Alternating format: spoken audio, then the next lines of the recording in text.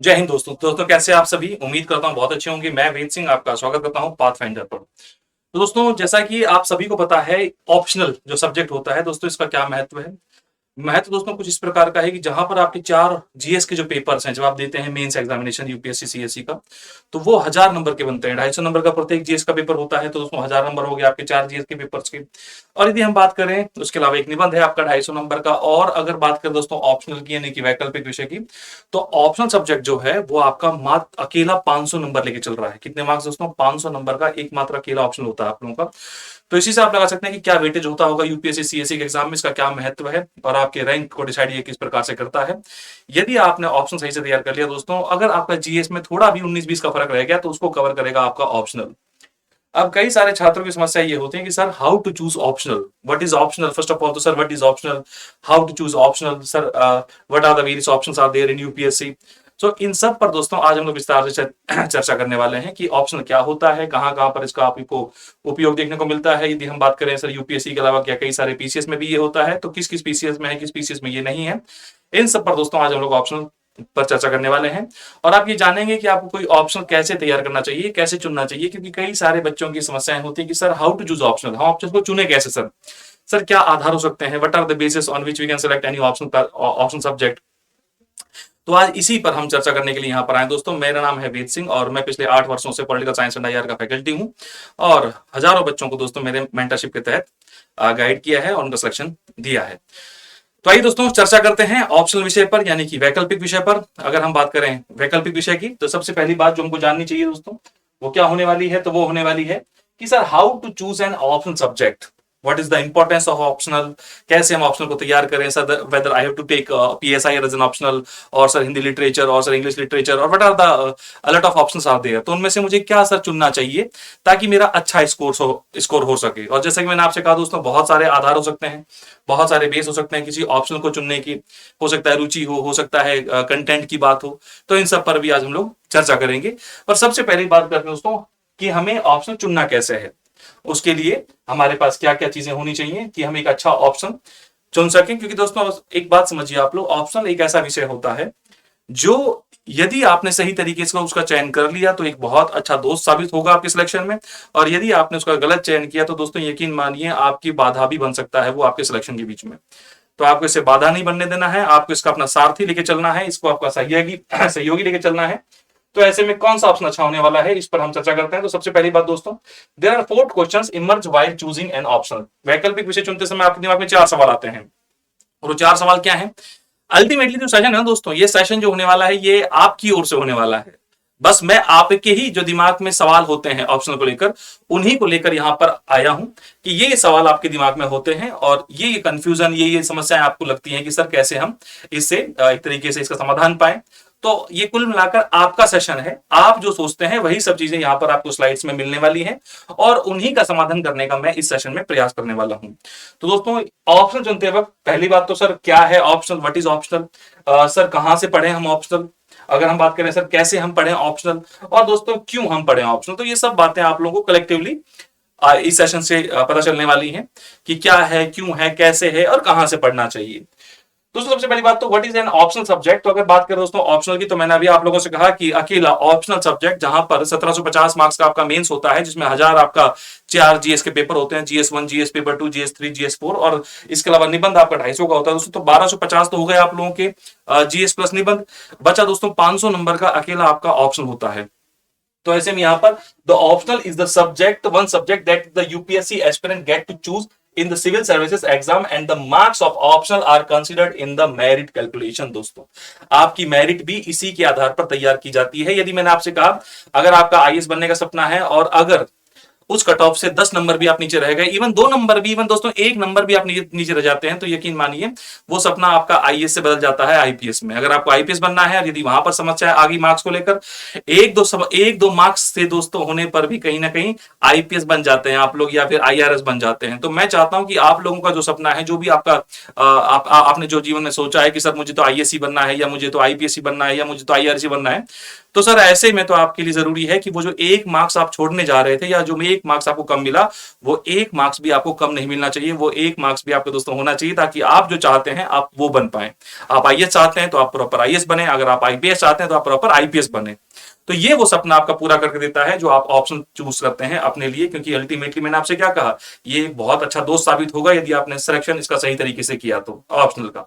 और ये आपकी बाधा भी बन सकता है सिलेक्शन के दौरान यदि आपने इसका गलत चयन कर लिया। अब गलत चयन कैसे करते हैं, सही चयन कैसे करते हैं, इस पर हम बढ़ते हैं दोस्तों। तो अगर हम बात करें दोस्तों ऑप्शन में, तो आपको एक ऑप्शन देना पड़ता है। आपके यूपीएससी सीएससी की जब आप तैयारी कर रहे हैं, आईएएस आईपीएस जब आप बनना चाह रहे हैं, तो ऑब्वियसली बात है आपको एक ऑप्शन देना जरूरी दोस्तों। और यहां पर बात करें कि भाई वेयर इज द ऑप्शनल, तो ऑप्शनल की बात दोस्तों यूपीएससी सीएससी की आप बात कर रहे हैं, आईएएस आईपीएस में तो है ही है। पर दोस्तों कुछ राज्य पीसीएस ऐसे हैं, कुछ स्टेट पीसीएस ऐसे हैं जहां पर ऑप्शनल की बाध्यता नहीं है, वहां पर ऑप्शनल आपके एग्जाम में पेपर नहीं होता है। जैसे राजस्थान पीसीएस हो गया, या अगर बात करें दोस्तों यहाँ पर छत्तीसगढ़ पीसीएस हो गया, एमपी पीसीएस हो गया दोस्तों। इवन अभी दोस्तों हाल ही में यूपी को भी एक तरीके से इससे बाहर कर दिया गया है। मतलब यूपी स्टेट का अगर आप एग्जाम देते हैं, यूपी पीसीएस इत्यादि, तो उसमें भी अब ऑप्शनल नहीं है। लेकिन अगर बात करें दोस्तों बिहार पीसीएस की, क्योंकि अमूमन नॉर्थ इंडिया का जो छात्र होता है वो यूपीएससी के अलावा यूपी पीसीएस और बीपीएससी आरपीएससी वगैरह तो देता ही है। तो अगर हम बात करें यहाँ पर एमपी पीसीएस की, तो वहां पर नहीं है। अगर बात करें छत्तीसगढ़ पीसीएस की, तो वहां पर भी नहीं है ऑप्शन। अगर हम बात करें यूपी पीसीएस की, दोस्तों वहां पर भी नहीं है। लेकिन अगर बात करें दोस्तों बिहार पीसीएस की, तो बिहार पीसीएस में बिहार लोक सेवा आयोग ने भी थोड़ा सा चेंज किया है। उसने अभी ऑप्शनल के सब्जेक्ट को सब्जेक्टिव ना रखकर, मतलब लिखने वाला पेपर ना रखकर, उसको भी ऑब्जेक्टिव कर दिया है। जैसे आपने कभी देखा होगा नेट जीआरएफ इत्यादि का पेपर जो होता है, वहां पर आपके केवल क्या आते हैं, 4-5 ऑप्शंस आते हैं, आपको उसमें से एक ऑप्शन चुनना होता है। तो इस प्रकार के पैटर्न को अपना लिया है बिहार पीसीएस ने। तो फिलहाल इन राज्यों में ऑप्शन नहीं है। पर जब हम बात कर रहे हैं केंद्र में लेकर आ रहे हैं सेंटर को, यानी कि यूपीएससी को, दोस्तों यूपीएससी में इसका महत्व है और काफी महत्वपूर्ण इसका एक तरीके से हम कह सकते हैं कि योगदान है आपके सिलेक्शन में। 500 मार्क्स आउट ऑफ 1750। तो स्टेट पीसीएस में कुछ में नहीं है। अगर हम बात करें दोस्तों यूपीएससी की, तो एग्जाम पैटर्न आपको पता ही है, आपको हर बार ये बताया जाता है लगातार सब कक्षाओं में कि जो यूपीएससी का पैटर्न एग्जाम का दोस्तों कुछ इस प्रकार से है कि आपको 3 चरणों में एग्जाम देना होता है। पहला है दोस्तों आप लोगों का प्रीलिम्स है, दूसरा आपका मेंस और तीसरा आपका साक्षात्कार यानी कि interview. After qualifying the interview you will get your position, that means if you selected for IAS IPS IRS, जो भी आपने डिसाइड किया है आपको वो रैंक मिल जाता है। लेकिन इन 3 चरणों को पार करने के बाद सबसे पहला जो चरण है दोस्तों वो है प्रीलिम्स का, जहां पर आप देखते हैं कि प्रीलिम्स जो है वो 2 पेपर से मिलकर बनता है, जीएस पेपर 1 और जीएस पेपर 2। जहां पर आप देखते हैं कि जीएस पेपर 1 जो है इसमें आपका history, geography, polity, economy, science, current affair इत्यादि पूछा जाता है। तो जो जीएस पेपर 2 है दोस्तों उसमें आप लोगों का सी सेट इत्यादि आता है, जैसे उसमें मैथ्स आ गया, रीजनिंग आ गया, कॉम्प्रिहेंशन आ गया। जब ये प्रीलिम्स आप क्वालिफाई करते हैं, देन आप एंटर करते हैं मेंस एग्जामिनेशन पे, जहां पर आपके पास होते हैं टोटल 9 पेपर्स होते हैं दोस्तों। 9 पेपर्स की अगर बात करें दोस्तों, तो कुछ इस प्रकार से उसका डिजाइन किया जाता है। देखिए यहाँ पर आपके दिया हुआ है सामने। सबसे पहले तो मैंने कहा ऐसे राइटिंग, निबंध लेखन जो होगा वो सबसे पहले होगा दोस्तों। इसके बाद आप देखते हैं निबंध के बाद आप लोगों के जीएस पेपर 1 है, जीएस पेपर 2 है, जीएस पेपर 3 है, जिसमें आप लोग देखते हैं हिस्ट्री, पॉलिटी, इकोनॉमी, ज्योग्राफी को ही एक तरीके से आप लोग सब्जेक्टिव फॉर्म में लिख रहे होते हैं, जो चीज आप लोग प्रीलिम्स में कर रहे होते हैं ऑब्जेक्टिव फॉर्म में। अब यहाँ पर 4 जीएस के पेपर हो गए दोस्तों। इसके अलावा अगर हम बात करें दोस्तों, तो जो 2 पेपर होते हैं ऑप्शनल के, ऑप्शनल सब्जेक्ट आप एक ही चुनते हैं, लेकिन उस ऑप्शनल सब्जेक्ट के 2 पेपर होते हैं, सेक्शन ए और सेक्शन बी। तो ऐसे में दोस्तों अगर हम बात करें पेपर 1 और पेपर 2, उसको हमने मान लिया पेपर एक तरीके से 5 और 6। 7वां पेपर मैंने आप लोगों से कहा दोस्तों आप लोगों का निबंध है। 8वां और 9वां आप लोगों का होता है दोस्तों कंपलसरी पेपर, जिसे हम लोग कहते हैं एक तरीके से क्वालिफाइंग पेपर होते हैं। वो एक तो होता है इंग्लिश का पेपर, जो एक कंपलसरी आपको देना ही पड़ता है, हालांकि वो क्वालिफाइंग नेचर का होता है। और दूसरा दोस्तों आपकी जो हमारे जो संविधान की 8वीं अनुसूची है उसमें 22 भाषाएं दी हुई हैं, उनमें से एक भाषा का आपको चयन करना पड़ता है उस पेपर देने के लिए। तो नॉर्थ इंडिया के जो छात्र हैं मैक्सिमम वो हिंदी को ही ऑप्ट करते हैं उसके लिए। तो यहाँ पर आपके लिए कंपलसरी इंग्लिश हो गया और दूसरा compulsory Indian language from that schedule number 8, जिसमें 22 भाषाएं दी हुई हैं। तो यहाँ पर इस प्रकार का पैटर्न होता है दोस्तों। और ये टोटल मिलकर बनता है मेंस का आप लोगों का 1750 का, जैसा कि मैंने आपको मार्किंग स्कीम बता ही दिया है। 250 का आपका निबंध हो गया, 1000 नंबर के आपके ये 4 जीएस के पेपर हो गए दोस्तों। तो ये कितना हो गया, ये हो गया 1250। और दोस्तों जो 2 पेपर आप लोगों के ऑप्शनल के होने वाले हैं, ऑप्शन 1 और ऑप्शन 2 दोस्तों, ये आप लोगों के 500 मार्क्स के होते हैं। तो टोटल हो गया 1750।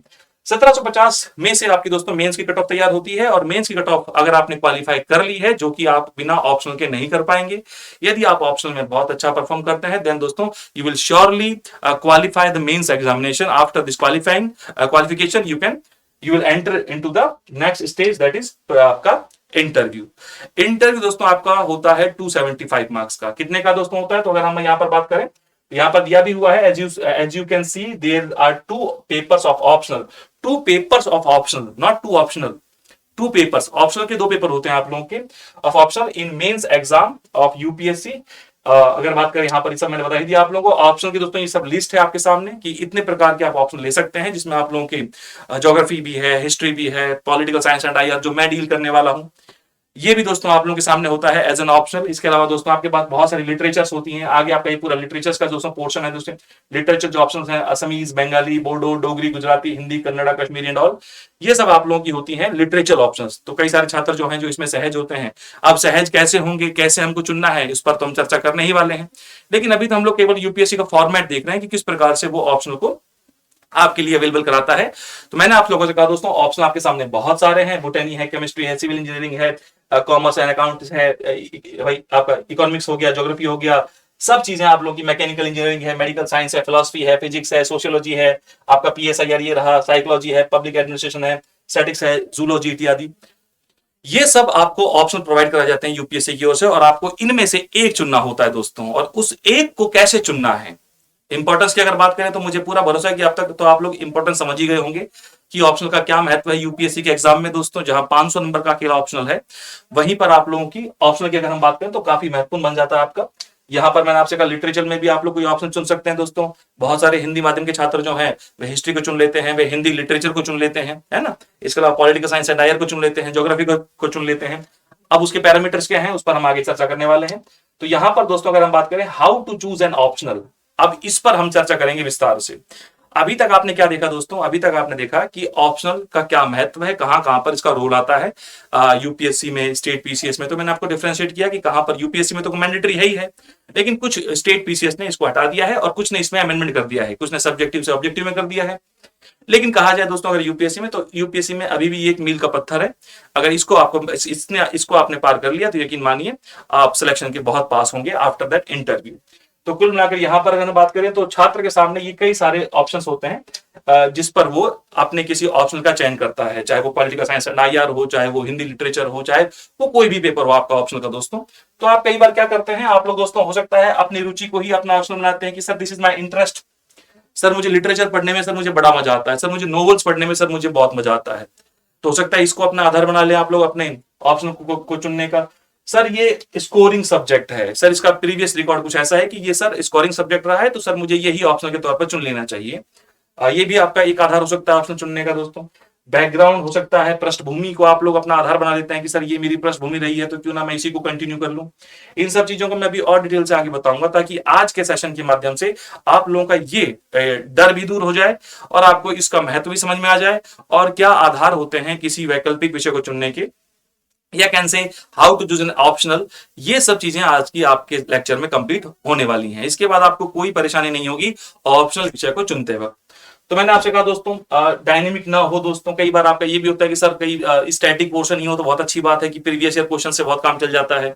सर डायनेमिक होता है तो वहां बहुत सारी समस्याएं होती हैं, लगातार चेंज होता रहता है। तो सर इसको समझाइए कैसे हम इसको चुने, या ये मेरा एक आधार है जिसकी वजह से मैं किसी ऑप्शन को लेना चाहता हूं या नहीं लेना चाहता। यहाँ पर दोस्तों एक होना चाहिए कि लेस सिलेबस, सर सिलेबस बहुत कम है तो क्यों ना मैं इसी को ले लूं। यहाँ पर दोस्तों overlap with other papers, sir ये जो मैं ऑप्शन ले रहा हूं अगर ये दूसरे के साथ जुड़ा हुआ हो या दूसरे सब्जेक्ट को भी कवर कर रहा हो, जैसे कई सारे ऑप्शन ऐसे हैं जो आपके जीएस पेपर को भी कवर करवा रहे होते हैं, तो सर मैं उसको अगर ले लूंगा तो ज्यादा बेनिफिट रहेगा सर मेरे को। तो हो सकता है आपका एक आधार ये हो सकता है चुनने का। आपका अभ्यर्थी की खुद की क्षमता भी डिपेंड करती है कि आपकी क्षमता इस विषय को लेकर कैसी है या आप कैसी पैदा कर सकते हैं उसको लेकर। ये सब आपकी चीजें तब डेवलप होती हैं जब आप लगातार आपकी जो जीएस कोर्सेस हैं आप उनको को करते हैं, तो उस दौरान भी आपके अंदर क्षमता बढ़ती है, बनती है उस विषय को समझने की। उसके बाद आप उसको लेकर बहुत सहज हो जाते हैं। समझने में आसान होना चाहिए, इजी टू अंडरस्टैंड होना चाहिए कि सर कोई ऑप्शनल तो हो सकता है आपका एक आधार ये हो जाए दोस्तों। बेस्ट अवेलेबल रिसोर्सेस, अच्छे स्रोत उपलब्ध हो दोस्तों। बिना स्रोत के तो ऑब्वियस ही बात है असंभव है सिलेक्शन लेना। अब सोर्स वो हो सकता है ऑनलाइन की बात कर रहे हो या हो सकता है ऑफलाइन की बात कर रहे हो, एक अच्छे शिक्षक की बात कर रहे हो। और शिक्षक के अच्छे का मतलब ये है दोस्तों जहां पर आपकी टोनिंग बैठ जाए, जिस शिक्षक से पढ़ने में आपको आनंद आता हो, जिस शिक्षक से समझने में आपको ज्यादा प्रभाव महसूस होता हो। बेस्ट अवेलेबल टीचर, मैंने भी आप लोगों से कहा अच्छी कोचिंग तथा टीचर खुद से भी किया जा सकता है। ये नहीं कि बहुत दोस्तों ये बहुत एक तरीके से हम कहा है कि सर ये तो बहुत अलग मामला हो गया हम नहीं कर सकते, तो खुद से भी किया जा सकता है। So these are the basis on which a student can opt any optional subject. These are the basis. अब इन बेसिस को हम थोड़ा सा इलाबोरेट कर लेते हैं ताकि आप लोगों को चीजें ज्यादा सहज हो जाए।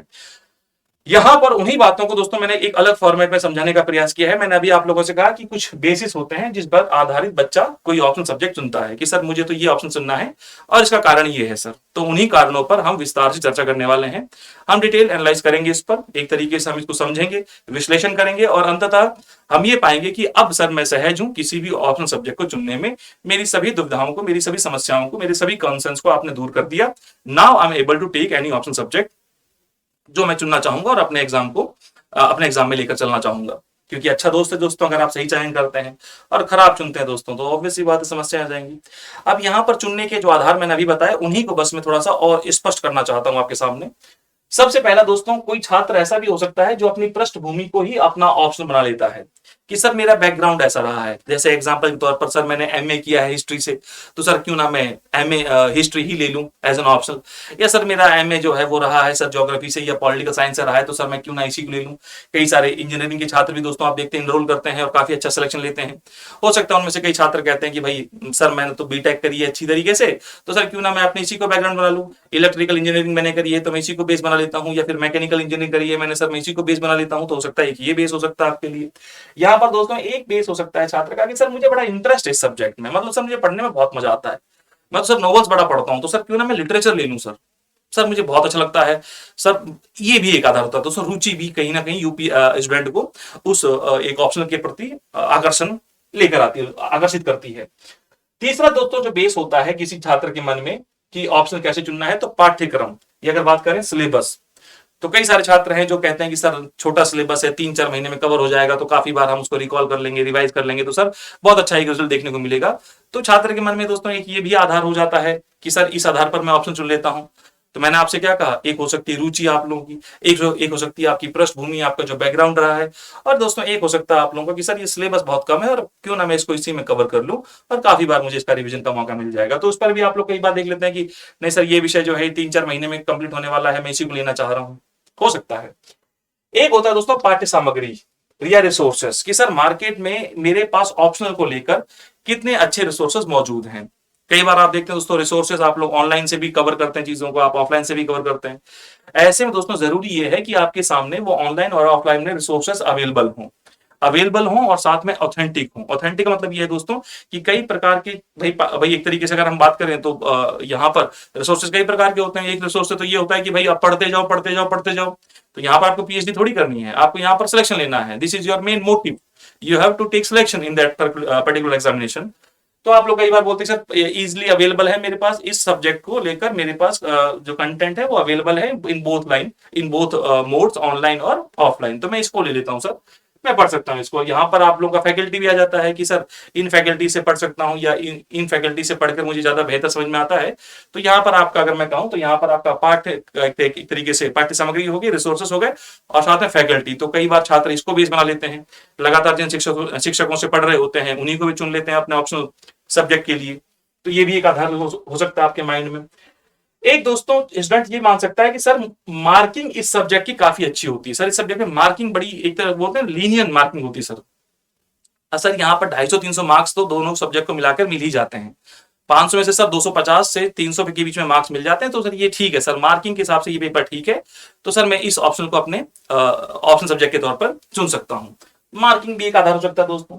यहां पर अगर बात करें दूसरे जीएस पेपर्स में मदद करता है, तो ये भी मैंने अभी आपसे कहा कि ये भी एक बेस बनता है आप लोगों का सिलेक्शन करने का किसी ऑप्शन को, कि सर ये जो मैंने ऑप्शन लिया है ये ऑप्शन मेरा दूसरे सब्जेक्ट को भी कवर करवा रहा है। सर मैंने चूंकि हिस्ट्री एज एन ऑप्शन लिया है तो मेरे पास जीएस पेपर 1 कवर हो रहा है, या सर मैंने पॉलिटिकल साइंस एंड आईआर लिया है तो सर मेरा पीएसआईआर भी इससे कवर हो रहा है। तो कुल मिलाकर यहाँ पर आपका मार्किंग भी मैटर करता है।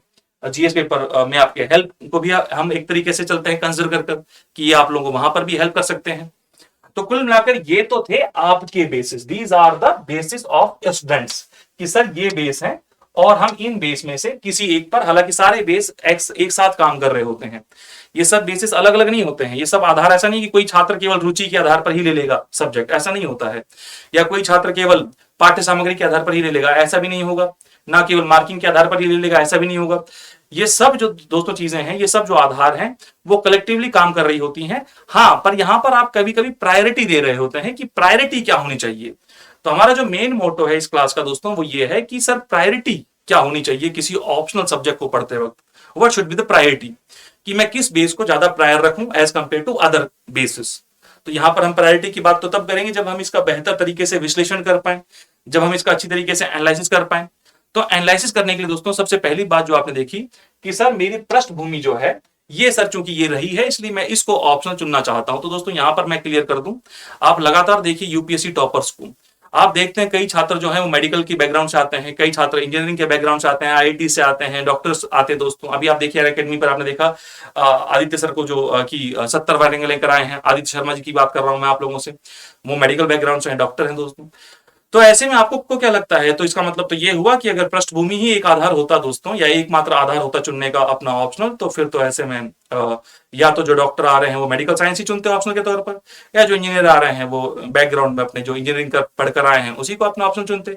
पर आपको ऐसा देखने को नहीं मिलता है। आप क्या देखते हैं, आप मोस्टली आप देखते हैं कि वो मानवीय की विषय को चुन रहे होते हैं, जो ह्यूमैनिटी सब्जेक्ट हैं, पॉलिटी, हिस्ट्री, ज्योग्राफी इत्यादि जो होते हैं दोस्तों, इन सब्जेक्ट्स को चुन रहे होते हैं। इसका मतलब तो दोस्तों ये हुआ, आप सिलेक्शन उठा के देखिए, first rank, second rank, up to 10 rank देखिए आप उठाकर, आपको बहुत रेयर ऐसे केस मिलेंगे जहां पर आप ये पाएंगे कि जो उनकी पृष्ठभूमि थी उन्होंने उसी को ऑप्ट किया है अपने ऑप्शनल के लिए। आप ये पाएंगे कि उन्होंने ऐसा नहीं किया, बल्कि उन्होंने क्या किया, उन्होंने जो पॉलिटी है, पीएसआईआर है, हिस्ट्री है, ज्योग्राफी है, इन प्रकार के सब्जेक्ट्स को अपने ऑप्शनल के तौर पर चुना है। दूसरी बात दोस्तों, रुचि की बात करते हैं कि सर मुझे तो बड़ा रुचि है सर, मतलब मेरा सर बड़ा इंटरेस्ट सर नॉवेल्स पढ़ने में। दोस्तों तो यहां पर आपको पता होना चाहिए कि आपके सब्जेक्ट का नेचर कैसा है। यदि आप हिंदी लिटरेचर ले रहे हैं, यदि आप हिस्ट्री ले रहे हैं, पॉलिटी ले रहे हैं, तो आपको उसका नेचर पता होना चाहिए। और नेचर जानने के लिए दोस्तों कम से कम आपने उसको थोड़ा बहुत पढ़ा हो। थोड़ा बहुत पढ़ने का मतलब है जैसे आप जीएस फाउंडेशन में इनरोल होते हैं, आप अग्निपथ बैच में हैं या आप बोध बैच में हैं, तो आप अपने फैकल्टी से पढ़ रहे होते हैं कोई विषय, वहां पर आप देखते हैं कि कुछ कुछ सब्जेक्ट ऐसे होते हैं जो आपको बिल्कुल नहीं आते, लेकिन अब उसमें आपको रुचि आना शुरू हो गई है, आपको उसमें इंटरेस्ट आना शुरू हो गया है कि नहीं सर ये बड़ा इंटरेस्टिंग सब्जेक्ट है। लेकिन वो इंटरेस्ट आपके उस पेपर के अकॉर्डिंग होना चाहिए, जहां पर आपके पास प्रीवियस क्वेश्चन पेपर्स हैं, जहां पर आपके पास सिलेबस है। यदि आप उन दोनों को भी उसके साथ मैच कर पा रहे हैं, वो टोनिंग अगर मैच हो पा रही है, देन ओनली आप उसको चूज कीजिए। अदरवाइज ऐसा नहीं होना चाहिए कि सर मेरी तो रुचि कहानियां पढ़ने में है, तो क्या कहानियों से ही सवाल बनते हैं, तो ऐसा नहीं है कि सर हिंदी लिटरेचर सर वहां तो सर बड़ी बड़ी कहानियां हैं, बड़ी अच्छी कहानियां हैं। तो दोस्तों वहां पर आपको पता है कि वहां पर गद्य और पद्य खंड भी होता है, वहां भाषा खंड भी होता है, तो वहां पर आपको उन चीजों के साथ भी डील करना है। तो केवल रुचि इस आधार पर बना लेना है कि नहीं सर मुझे तो मजा आता है पढ़ने में, दोस्तों यह मजा वाली बात नहीं है। यहाँ होना क्या चाहिए, यहाँ हमें चाहिए एग्जाम ओरिएंटेड कंटेंट। तो रुचि आप डेवलप भी कर सकते हैं, रुचि आपको हो भी सकती है, लेकिन उस रुचि को आपको कन्वर्ट करना है किसके लिए, आपके ऑप्शनल पेपर के लिए, ताकि आप वहां पर एक बेहतर उत्तर लेखन कर पाए। You have to make answer writings, है ना। और वो आंसर राइटिंग कहां से होंगी दोस्तों, तो आप जब लगातार कंटेंट को पढ़ेंगे और उस प्रोस्पेक्टस से पढ़ेंगे जिस प्रोस्पेक्ट से यूपीएससी पूछता सवाल आप लोगों से। तो रुचि भी एकमात्र आधार नहीं हो सकता। तो आपने दोस्तों ये पा लिया कि पृष्ठभूमि भी एकमात्र आधार नहीं है ऑप्शन चुनने का, और आपने दोस्तों ये भी देख लिया कि रुचि भी सर एकमात्र आधार नहीं है। मतलब कहने का ये है कि दोस्तों आधारों में से एक आधार हो सकता है, there will be a base, है ना, ये एक बेस हो सकता है, there is a base, but और बेसिस के साथ मिलकर ये एक बेस बनता है आप लोगों का। तीसरा दोस्तों पाठ्यक्रम की बात करते हैं, तो जो छात्र ये सोचते हैं कि सर ये तो थोड़ा बड़ा छोटा ऑप्शनल है सर, ये तो बड़ा समय में कंप्लीट बड़े कम समय में सर कंप्लीट हो जाएगा दोस्तों। तो यहां पर भी आपके सामने एक समस्या आती है दोस्तों कि हमारा उद्देश्य जो है वो किसी ऑप्शनल को कंप्लीट करना नहीं होता है, उसे समझ के उसकी आंसर राइटिंग कर कर और उसके बाद जब आप उसमें अच्छे मार्क्स लेकर आ रहे हैं तो आपका उद्देश्य वो होता है। अब छोटा ऑप्शन है सर 3 महीने का, समझ में कुछ भी नहीं आया दोस्तों, एक भी शब्दावली क्लियर नहीं है आप लोगों को, एक भी टर्मिनोलॉजी क्लियर नहीं है, तो उसको लेकर क्या फायदा। अब वो चाहे 3 महीने का हो चाहे 5 महीने का, उससे फायदा क्या होने वाला आप लोगों को। और दूसरी बात दोस्तों, कई जो ऑप्शन आप ऐसे देखते हैं जो बहुत बड़े नेचर के होते हैं, जो जिनका कोर्स आपको बहुत बड़ा लगता है दोस्तों, हो सकता है वहां पर ओवरलैपिंग हो रही हो सकता है वहां पर चीजों को रिपीट किया जा रहा हो सकता है आपने जो चीजें प्लेटो अरस्तु में पढ़ी हैं वही सब चीजें आप लोग कहीं नैतिक जो भी विचारक हैं या जो भी नैतिक विचार हैं, जो भी मोरल आइडियोलॉजीज हैं, वहां पर आप उसको देख रहे हो सकता है आपने जेएस मिल को पढ़ा हो सकता है आपने जॉन लॉक को पढ़ा हो जो कि उदारवादी हैं, और इसी उदारवाद को आप आगे चलकर थियरीज में देख रहे होते हैं। दैट मींस ओवरलैपिंग जो बहुत ज्यादा हो जाती है। और जब दोस्तों ओवरलैपिंग होती है तो ऑब्वियसली बात है आपको लगता है कि वो उस विषय बहुत बड़ा देखने में होता है, पर ऐसा वास्तविक रूप में होता नहीं है। वो भी आपका 4 से 5 महीने का होता है यदि आप उसको सही तरीके से कवर कर ले, जो उसका बेसिक पोर्शन है, जो उसका फाउंडेशन है, यदि आप उसको कवर कर लेते हैं तो उसके बाद कोई विषय दोस्तों बहुत बड़ा नहीं होता है। और केवल ये सोचकर कोई छोटा विषय ले लेना कि सर ये बहुत छोटा विषय है, तो दोस्तों मैंने अभी आप लोगों से कहा कि our objective is not to I mean like उसे कंप्लीट कर देना काम नहीं है दोस्तों। कंप्लीट मतलब वहां पर आपको उस विषय की बेहतर समझ होनी चाहिए और बेहतर समझ के साथ साथ आपको उसका उत्तर लेखन भी करना है। मैंने अभी आपसे कहा आंसर राइटिंग इज मस्ट, क्योंकि अगर हम बात कर रहे हैं यूपीएससी सीएससी की, तो यहां पर आपकी प्रैक्टिस, जो कहते हैं दोस्तों प्रैक्टिस मेक्स मैन परफेक्ट, दोस्तों प्रैक्टिस ही आपको परफेक्ट बनाने वाली है यहाँ पर। Am I clear? तो चाहे वो विषय छोटा हो देखने में, पर अगर वो समझ में नहीं आ रहा तो वो छोटे होने का कोई फायदा नहीं है। लेकिन यदि कोई विषय आपको बहुत बड़ा लग रहा है, जो कि मार्केट में बहुत सारे मिथ होते हैं कि सर ये तो बहुत बड़ा सब्जेक्ट है, इसको मैं कैसे ले लूं ऑप्शनल के तौर पर, ये तो कवर ही नहीं होगा दोस्तों। तो यकीन मानिए कुछ ऑप्शनल वैसे होते हैं, जैसे मैं बात करूं दोस्तों पॉलिटिकल साइंस के एंड आईआर की, तो वहां पर आप क्या देख रहे होते हैं, वहां पर आप ये देख रहे होते हैं कि 3-4 महीने में आपका फाउंडेशन तैयार हो गया, तो आगे का जो कंटेंट है वो टोटल क्या है दोस्तों, वो टोटल ओवरलैपिंग होता है। मतलब जो चीज आप पढ़ चुके हैं उसी में एक दो चीजें नई ऐड होती हैं, बाकी जो विचार हैं, जो सिद्धांत है, वो सब चीजें दोस्तों वही होने वाली हैं जो आप पहले पढ़ चुके हैं। जैसे मैंने आपसे कहा, अभी मैंने आपके सामने नाम लिया लॉक का, जॉन लॉक का, जेएस मिल का, इनको आप उदारवादी विचारक के तौर पर पढ़ते हैं। इसके बाद दोस्तों आप आगे चलकर क्या पढ़ते हैं, आप आगे चलकर थियरीज देख रहे होते हैं, वो थियरीज में आपका लिबरलिज्म देख रहे होते हैं, उदारवाद देख रहे होते हैं, तो वही बात आप रिपीट कर रहे हैं। आप फिर से यहाँ पर रिपीट करेंगे जॉन लॉक को, आप फिर से यहाँ रिपीट करेंगे जेएस मिल को दोस्तों। और आगे चलकर जब सिद्धांत देखते हैं, जब आप देखते हैं समानता का विचार, आप देखते हैं स्वतंत्रता का विचार, अधिकार का विचार, फिर यही सब चीजें दोस्तों, क्योंकि अल्टीमेटली सब क्या है, उदारवादी तत्व है। तो यही सब चीजें दोस्तों अल्टीमेटली आप लगातार ओवरलैपिंग के माध्यम से देख रहे होते हैं। अब इसमें बड़े होने की कोई बात नहीं है।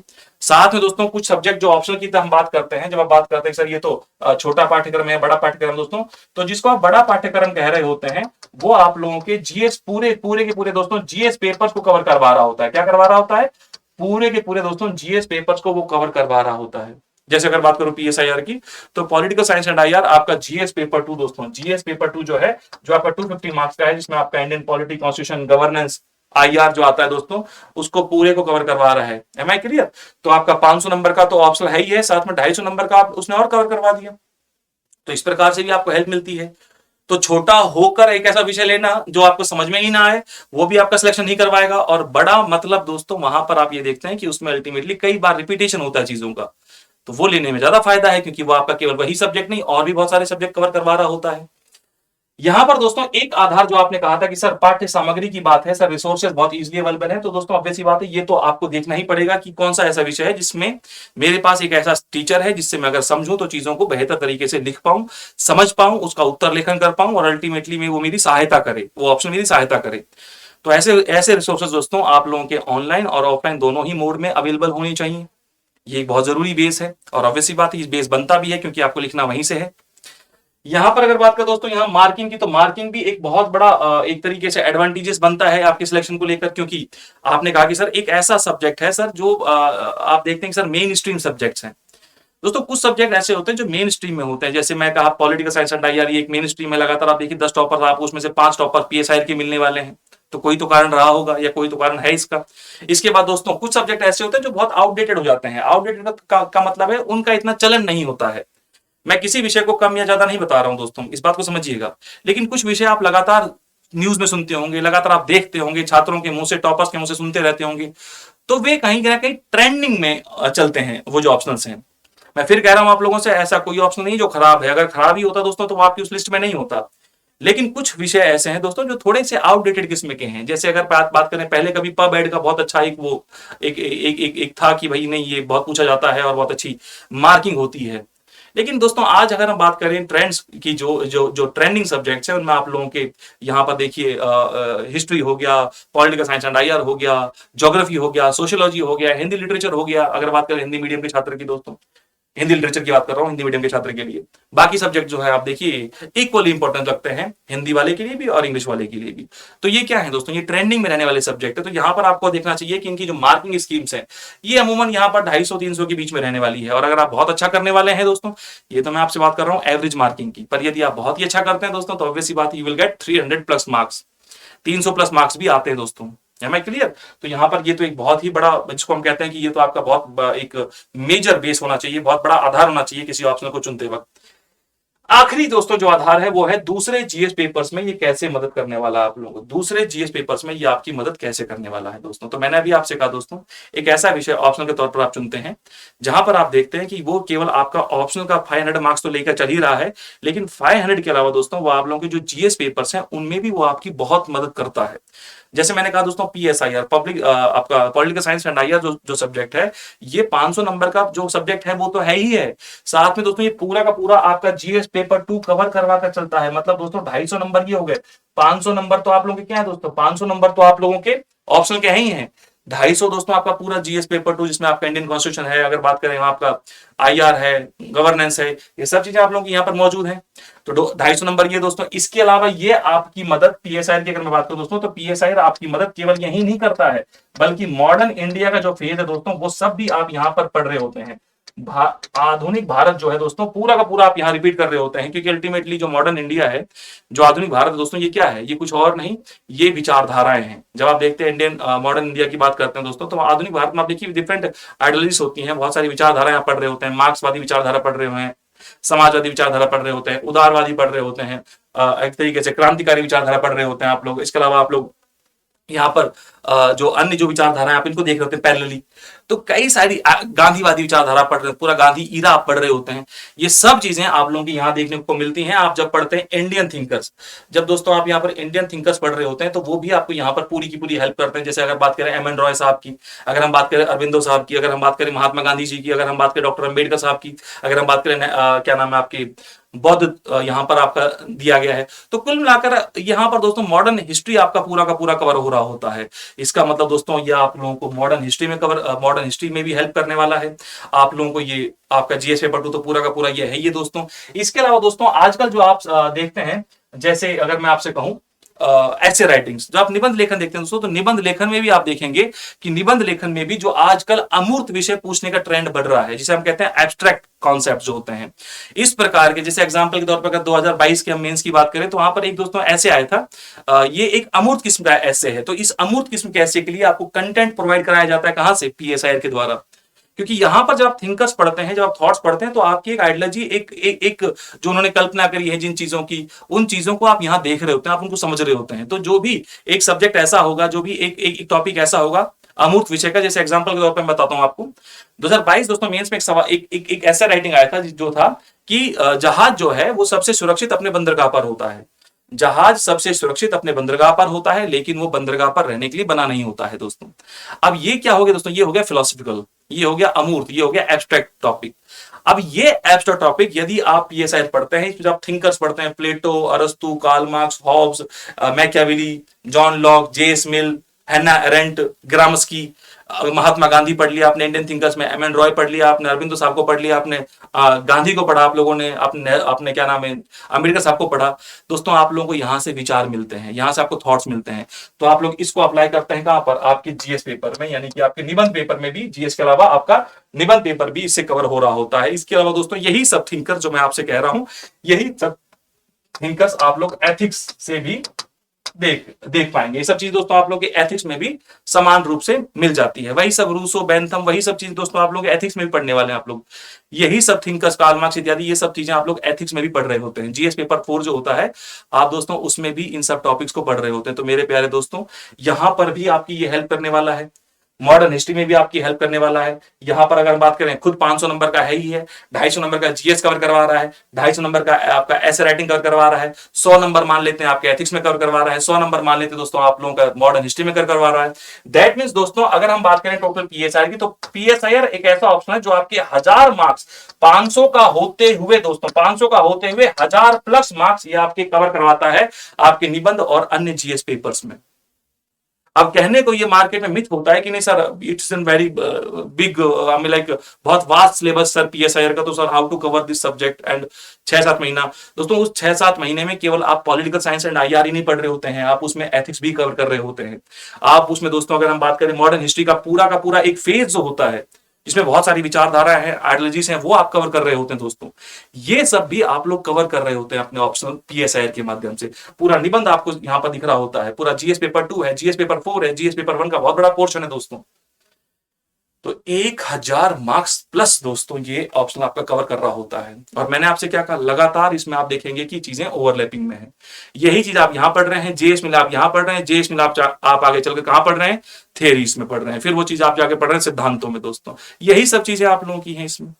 वही जेएसएल आपने वहां पढ़ा, वही जेएसएल आपने उदारवाद में पढ़ा, वही जेएसएल दोस्तों आप लोग फिर से अधिकार में रिपीट करने वाले हैं, वही जेएसएल आप लोग फिर से स्वतंत्रता में रिपीट करने वाले हैं। तो दोस्तों ये बताइए आप लोग मुझे, इसमें बड़ा क्या हो गया? 7 महीने के इस ऑप्शन में, ये 6 महीने में हम इसको कवर करवाने का प्रयास करते हैं। 6 महीने के इस ऑप्शन में दोस्तों आपके 1000+ मार्क्स कवर हो रहे हैं। तो इससे बेहतर ऑप्शन और क्या हो सकता है दोस्तों? इतने सारे आधार में, इतने सारे आधारों में, और अगर हम बात करें दोस्तों रुचि की, तो आप इंडियन पॉलिटी पढ़िए मुझसे, आप देखिए, उसके बाद यकीन मानिए 20 लेक्चर पढ़ने के बाद आपको खुद को इंटरेस्ट आएगा इस विषय को पढ़ने में, क्योंकि ये विषय दोस्तों ऐसा है जो आप डेली अपनी लाइफ रूटीन में देख रहे होते हैं, इस पर चर्चा कर रहे होते हैं, इसको सुन रहे होते हैं, बोल रहे होते हैं। ये कैसा सब्जेक्ट है दोस्तों? और जिस आईआर को आप देख रहे हैं सर, ये तो डायनेमिक है सर, ये तो चेंजिंग है सर, यहां दिक्कत हो जाएगी दोस्तों। तो मैं आपसे कह रहा हूं कि इसका जो 60 to 70% पोर्शन है वो भी स्टैटिक है। वही थिंकर्स है दोस्तों, वही थिंकर्स है, वही थॉट्स है, वही अधिकार, वही स्वतंत्रता, वही समानता, वही प्लेटो अरस्तु, वही मॉडर्न हिस्ट्री दोस्तों, सब कुछ तो वही है। अब बात करते हैं आईआर की दोस्तों। तो ये बताइए, बिना आईआर को पढ़े, और आईआर आप यहां पढ़ेंगे दोस्तों, आईआर तो आपको जीएस पेपर 2 में पढ़ना ही पढ़ना है। जीएस पेपर 2 में आपको आईआर पढ़ना है, और उस आईआर को आप ज्यादा बेहतर बना सकते हैं इस आईआर को पढ़ने के बाद, क्योंकि यहां पर आप पढ़ते हैं बेसिक जो सिद्धांत हैं, जो बेसिक प्रिंसिपल्स ऑफ आईआर के, जो बेसिक प्रिंसिपल्स हैं आईआर के या इंटरनेशनल पॉलिटिक्स के, जैसे आदर्शवाद है, जैसे यथार्थवाद है दोस्तों, इन सब चीजों को आप लोग पढ़ रहे होते हैं वहां पर। तो ज्यादा नरिश होता है कोई सब्जेक्ट आपका after dealing with the optional PSIR. तो दोस्तों एक ऐसा विषय जिसमें आपको रुचि भी आने वाली है, और जो आपको पढ़ना ही है। आईआर में आपको लगता है कि आप इंटरव्यू से बाहर आ जाएंगे बिना आईआर या इंडियन पॉलिटी के सवाल कुछ बिना छुए, तो ये असंभव है दोस्तों, ये बिल्कुल असंभव है कि आप बिना पॉलिटी या बिना आईआर के किसी विषय के बाहर आ जाएं। ये मामला नहीं बनेगा। तो दोस्तों क्यों ना हम एक ऐसा विषय चुने जो हमारे पूरे के पूरे व्यक्तित्व को प्रभावित करे, और ना केवल व्यक्तित्व को, पर्सनैलिटी को डेवलप करे, साथ साथ में हमारे हर विषय में उसका इक्वल योगदान हो। पॉलिटिकल साइंस एंड आईआर अपने आप में 500 का हो ही गया, 250 नंबर का आप लोगों का जीएस पेपर 2 हो ही गया, 250 नंबर का आपका ऐसे राइटिंग हो ही गया, 100 नंबर का मैं मान लेता हूं मॉडर्न हिस्ट्री आपका हो ही गया, 100 नंबर का मैं मान लेता हूं आप लोगों का दोस्तों यहाँ पर एथिक्स आप लोगों का हो ही गया। आप ये सब चीजें खुद भी चेक कर सकते हैं जब आप निकालेंगे दोस्तों ऑप्शनल का सब्जेक्ट, आपके एथिक्स का जो सिलेबस है, और सिलेबस और प्रीवियस ईयर क्वेश्चन दोस्तों हमेशा आपके पास होने चाहिए। ये मैं आपसे हमेशा कहता हूं, वो दोनों आपके दिशा सूचक हैं कि किस दिशा में हमें जाना है, और वो दिशा आपको यूपीसी की ओर लेके जाएगी। तो सिलेबस और प्रीवियस ईयर क्वेश्चंस ये दोस्तों आपके पास हमेशा अवेलेबल होने चाहिए। दोस्तों मैंने आपसे कहा क्यों ना हम एक ऐसा विषय चुने दोस्तों जो हमारे हर हर हर एक सेक्शन में हेल्प करे, और जहां पर मैं आपको बता पा रहा हूं दोस्तों जीएस में भी हेल्प करे, आपके जो अन्य जो सब्जेक्ट उनमें भी हेल्प करे। तो पीएसआईआर एक ऐसा ऑप्शन निकल कर आता है दोस्तों जो आपकी लगभग हर विषय में हेल्प कर रहा होता है। ये खुद में 500 अंकों का जरूर है दोस्तों, पर ये आपके लगभग 1100 से 1200 मार्क्स कवर करवा रहा होता है। 1750 में से दोस्तों 1750 में से यदि आपके 1100 मार्क्स एक ऑप्शनल लेके चल रहा है दोस्तों, तो आप उसका वेटेज समझ सकते हैं, आप उसका इंपॉर्टेंस समझ सकते हैं। और दोस्तों ये जो विषय है ये मेरे द्वारा डिलीवर किया जाने वाला है, और यकीन मानिए शुरुआत की 10 कक्षाओं में ही आप अपना जो भी मन रहा होगा पहले आप उसे बदल लेंगे, ये मेरी गारंटी है दोस्तों। और जब गारंटी शब्द का कोई व्यक्ति इस्तेमाल करता है, इसका मतलब है कि वो बहुत ज्यादा डिवोटेड है, वो बहुत ज्यादा डेडिकेटेड है, प्रतिबद्ध है अपने उस विषय को लेकर, अपने छात्रों के प्रति। तो बस मेरी आपसे यही अपील है कि आप पहले चीजों को देखिए, पहले चीजों को समझिए, उसके बाद निर्णय कीजिए, क्योंकि अल्टीमेटली दोस्तों मैंने फिर कहा आप लोगों से, ऑप्शनल जो है वो केवल एक दोस्त भी बन सकता है, और अगर आप लोग उसे गलत चयन कर लेंगे दोस्तों उसका, तो ऐसे में वो आपका दुश्मन भी बन सकता है। इसका इंपॉर्टेंस क्या है, इस पर दोस्तों हमने विस्तार से चर्चा कर ली है, वेटेज ऑफ इंपॉर्टेंस की बात कर ली दोस्तों। मैंने आपसे कहा वैकल्पिक विषय आपका सबसे अच्छा दोस्त और सबसे अच्छा दुश्मन साबित हो सकता है यदि आप इसका सही चयन ना करें तो। और मैं जिस ऑप्शन की बात कर रहा हूं दोस्तों वो है आप लोग का पीएसआईआर। मैंने आपसे कहा दोस्तों राजनीतिक सिद्धांत है, राजनीतिक विचार है, यहाँ पर आपके जो पाश्चात्य विचारक हैं, जो इंडियन थिंकर्स हैं, अगर हम बात करें, मैंने भी आपसे कहा गांधी हैं, अंबेडकर हैं, इसके अलावा आपके रॉय साहब हैं। हर प्रकार की विचारधारा का रिप्रेजेंटेशन लिया गया है, हर प्रकार की विचारधारा को शामिल किया गया है, चाहे वो आपका वेस्टर्न थिंकर्स की बात हो, चाहे वो आपका इंडियन थिंकर्स की बात हो, तो चाहे वो नैतिक विचारक हो, चाहे वो आप लोगों का एक तरीके से उदारवादी विचारक हो, मार्क्सवादी विचारक हो, या कोई अपने जीवन के एक तरीके से एक्सपेरिमेंट से समझा हो, अपने जीवन पर जो बीती है उसके माध्यम से हन्ना अरेंट आप पढ़ेंगे दोस्तों, वहां पर आप देखेंगे कि उन्होंने जो बातें लिखी हैं वो किसी विचारधारा की नहीं है, लेकिन वे उन्होंने वो जो बात लिख रही हैं उन्होंने वो होते हुए देखा है अपने सामने दोस्तों। तो आपको यहाँ पर नैतिक विचारधारा मिल गई, आपको यहाँ मार्क्सवादी मिल गई, उदारवादी मिल गई, आप लोगों को यहाँ पर आपको समाजवादी विचारधारा मिल गई। ठीक इसी प्रकार से जब आप इंडियन में आएंगे तो वहां पर भी आप देखेंगे मार्क्सवादी विचारधारा का रिप्रेजेंटेशन है, उदारवादी का है। अगर हम बात करें गांधीवादी दोस्तों, तो हमारी देशज है, जो हमारी खुद की जो विचारधारा है वो तो है ही है। अब आपको केवल इस ओरिएंटेशन क्लास में भी पता चल रहा होगा कि हमारा जो ये सब्जेक्ट है कितना एक तरीके से मतलब कितना आप आपके सब्जेक्ट्स को कवर करवा रहा है, कितने सारे सब्जेक्ट्स को, कितने सारे डायमेंशंस आपके ये कवर करवा रहा है, आपके व्यक्तित्व का कैसे निर्माण कर रहा है। आप पढ़ने वाले हैं अधिकारों को, आप पढ़ने वाले लोकतंत्र को, आप पढ़ने वाले स्वतंत्रता, समानता, न्याय, इन सब को आप पढ़ने वाले दोस्तों, जो कि एक आईएएस आईपीएस के लिए बहुत ज्यादा जरूरी वैल्यूज होती हैं। तो इन मूल्यों का भी यहाँ पढ़ने वाले हैं। यदि हम बात करें दोस्तों, यहाँ पर ये सबसे अधिक अंक प्राप्त करने वाले विषयों में से एक है, मैंने अभी आप लोगों से कहा। अधिक अंक दोस्तों ये तो मिलते ही, इसमें एवरेज मार्किंग 250 से 300 तो होती है, और अगर आप बहुत अच्छा करने वाले हैं, जो कि आप अच्छा करेंगे, 300 प्लस भी दोस्तों आपको यहाँ पर मार्क्स मिलते हैं। और केवल ये तो रहा ऑप्शनल, इसके अलावा आपका पूरा जीएस पेपर 2 दोस्तों, पूरा का पूरा आपका, अगर हम बात करें मॉडर्न हिस्ट्री का फेस, निबंध का फेस, एथिक्स का फेस, सब तो दोस्तों आपका ये कवर करवा रहा है दोस्तों। तो ऐसे में इस ऑप्शन को लेने में बिल्कुल भी देर ना करें। नॉन टेक्निकल है, ह्यूमैनिटीज है, बिल्कुल मानवीय की विषय है। कभी भी आप कक्षा शुरू करेंगे तो आपको चीजें समझ में आ जाएंगी। पर यदि आप बेहतर तरीके से शुरुआत की क्लास से ही इसको शुरू करने वाले हैं तो यकीन मानिए आप बहुत कंफर्टेबल होने वाले हैं। आपके यूट्यूब पे जो होंगे मेरे कुछ लेक्चर्स होने वाले हैं, डेमो लेक्चर्स इस पर होने वाले हैं, प्रीवियस ईयर क्वेश्चंस भी आप सॉल्व करेंगे। मैं आपको इतनी गारंटी दे रहा हूं दोस्तों कि यदि आप लोगों ने 2 से 3 कक्षाएं जो मेरी यहां पर थियरी पे होंगी आप लोगों के, मान लेते हैं प्लेटो से हम शुरू करने वाले हैं, यदि आपने उन कक्षाओं को भी दोस्तों सही से कर लिया तो आप UPSC previous optional paper solve कर लेंगे। आपको मैं सवाल दूंगा, मैं थियरी पढ़ाऊंगा 3 दिन आप लोगों को, उसके बाद मैं आपको ऑप्शनल के उस टॉपिक के सवाल दूंगा और आप फील करेंगे कि आप उसे सॉल्व करने में सक्षम है। आपका कोई बैकग्राउंड हो, आपकी कोई रुचि हो, आपके पास जो मैं जो जो आधार लेकर चल रहे हैं आप लोग, उन सब पर मैं खरा उतरूंगा दोस्तों। इस सब्जेक्ट को मैं खरा उतार दूंगा और आप लोग इसमें बहुत बेहतर परिणाम देने वाले हैं। बस मैं यही चाह रहा हूं कि आप लोग जब क्लासेस हो, आप लोगों की लाइव क्लासेस, तो पॉलिटिकल साइंस एंड आईआर को आप देखिए, आप समझिए, और उसके बाद जब मैं कह रहा हूं कि आप अपने आंसर भी लिख पाएंगे, आप उतने सहज हो जाएंगे कि आप उसमें आंसर राइटिंग कर सके दोस्तों, तो इससे ज्यादा बेहतर तो मुझे लगता है कोई बात नहीं हो सकती। जब आप उत्तर लेखन कर पा रहे हैं किसी ऑप्शन सब्जेक्ट का, साथ में मैंने कहा जीएस पेपर 2 का, साथ मैंने आपसे कहा निबंध लेखन का, साथ में मैं मॉडर्न हिस्ट्री बोल रहा हूं, मैं कह रहा हूं आपका एथिक्स का, तो दोस्तों इससे अच्छी बात और क्या हो सकती है। और मैं कह रहा हूं आप सक्षम होंगे, मैं आपको उतना सक्षम बना दूंगा इस विषय में। सिर्फ मुझे आप शुरुआत के 5 दिन दीजिए, उसके बाद आपका मन बन जाएगा, आप देखेंगे इस ऑप्शनल को दोस्तों। तो इस तरीके से सब चीज जीएस पेपर 1 में आप लोग धर्मनिरपेक्षता, सांप्रदायिकता, जैसे जीएस पेपर 2 में, और विचारकों की अगर बात नैतिकता और निबंध के पेपर में, हर जगह दोस्तों ये आपका यूज होने वाला है। हर जगह आप जाइए, उठाइए निबंध का, आप एक तरीके से मैं कह रहा हूं आपके आप 4 जीएस का सिलेबस उठाइए, आप पीएसआई का सिलेबस उठाइए। अब ये तो आप कर ही सकते हैं दोस्तों, इसमें तो ये नहीं होगा कि सर ने कुछ ऐसा कहा कि नहीं वो तो अपने ही सब्जेक्ट को। मैं आपसे कह रहा हूं आप सभी जीएस के पेपर को उठाइए दोस्तों, और साथ में आप उठाइए ऑप्शनल के पेपर को, पीएसआईआर को, पॉलिटिकल साइंस एंड आईआर को। आप दोस्तों मैच कर सकते हैं, आपके सामने चीजें हैं, ऐसी कोई बात है नहीं जो छुपी हुई है। ये ऑनलाइन प्लेटफॉर्म है और आपको मैं चैलेंज दे रहा हूं दोस्तों, आप वही सब चीजें जो आप अपने 4 जीएस में देखेंगे, बात कर रहा हूं मैं हिस्ट्री की, मैं बात कर रहा हूं जीएस पेपर 2 की, आप जीएस या अगर बात करें एथिक्स की, या अगर बात करें आपके निबंध की, ये सब चीजें आप देखने वाले हैं आपके पीएसआईआर में। Am I clear? और बाकी मैंने आपसे कहा 5 दिन आप मुझे दीजिए, यूट्यूब पे सेशंस होंगे, आप खुद सवाल करने में सक्षम होंगे, तो इसके बाद तो कोई बात बची ही नहीं है जिसमें आप लोग दिक्कत महसूस करें।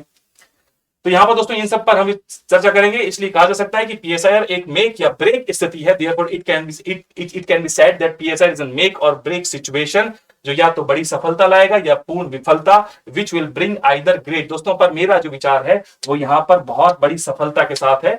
विफलता तो तब होगी जब यदि आप गलत ऑप्शन का चयन कर लेते हैं। अगर आप गलत ऑप्शन चुन लेते हैं तो यदि यकीन मानिए आपको समस्याएं होंगी। पर पहले आपको क्या करना है, पहले आप डेमो लीजिए पीएसआईआर की, आप देखिए कि पीएसआईआर विषय एक्चुअल में है क्या। आप दोस्तों दूसरी क्लास भी अटेंड करते हैं तब भी आपको पहली क्लास समझने में दिक्कत नहीं होगी। ये है पीएसआईआर।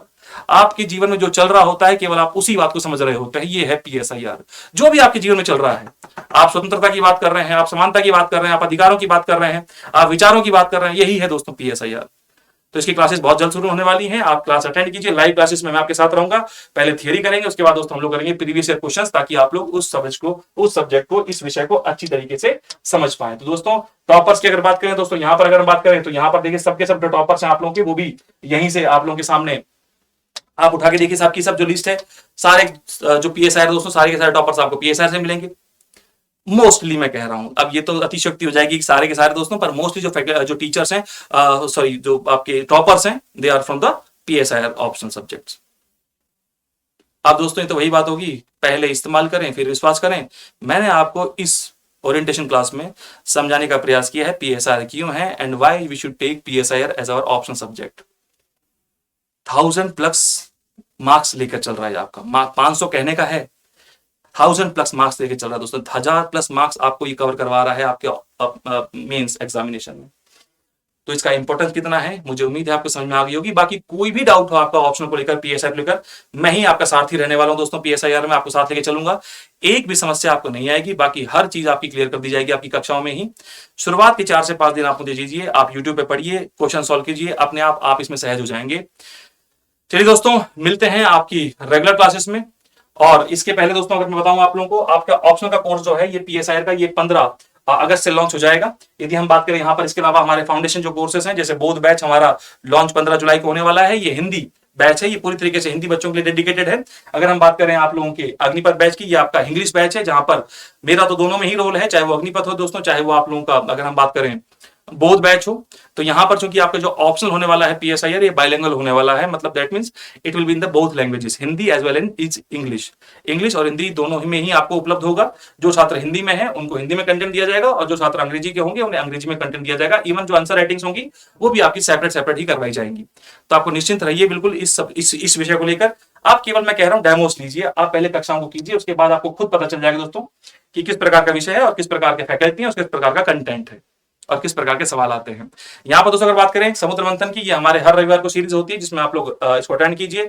50 क्वेश्चंस होते हैं एमसीक्यू, 60 मिनट मिलते हैं आप लोगों को, आप अपना लेवल चेक कर सकते हैं इसमें दोस्तों। यहाँ पर बात करें पीएसआईआर के अलावा आपके पास ज्योग्राफी ऑप्शन का भी एक ऑप्शन प्रोवाइड करा रहा है दोस्तों, पाथफाइंडर, जो भी अगर हम बात करें तो आपका अमित सर के द्वारा लिया जाता है। बहुत ही एक अच्छा विषय है। अगर हम बात करें ज्योग्राफी ऑप्शन की भी, तो हिस्ट्री, ज्योग्राफी, पीएसआई दोस्तों मैंने आपका, ये तो मेन स्ट्रीम ऑप्शंस हैं ही आप लोगों के लिए, तो ये भी आप लोग ले सकते हैं। यहाँ सी साइड की अगर बात करें तो यहाँ पर 2500 रुपए के आसपास आप लोग ये भी कोर्स प्रोवाइड कराया जा रहा है पाथफाइंडर के द्वारा। तो दोस्तों सेपरेटली यदि आप लोग लेना चाहते हैं कोई कोर्स तो वो भी आप ले सकते हैं। यदि आप चाहते हैं कलेक्टिवली किसी के साथ में फाउंडेशन प्लस में ऑप्शन, तो आपके लिए ये भी ऑप्शन उपलब्ध रहने वाला है।